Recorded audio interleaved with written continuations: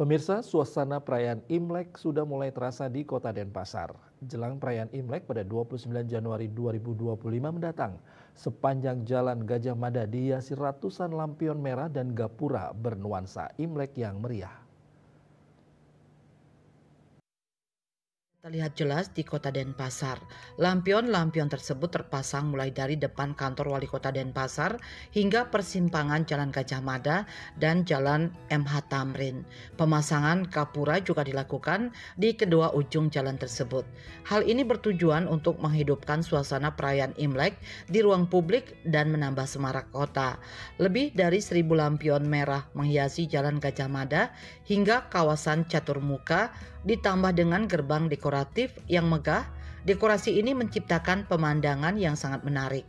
Warna merah yang dominan melambangkan kemakmuran dan kebahagiaan, sekaligus menegaskan identitas Denpasar sebagai kota yang toleran dan kaya akan budaya.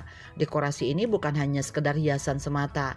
Pemasangan lampion dan gapura ini dirancang untuk mendukung konsep Denpasar sebagai kota budaya dan heritage. Dekorasi tersebut merupakan bagian dari rangkaian Festival Imlek Bersama 2025 yang akan berlangsung pada 1 sampai 2 Februari mendatang.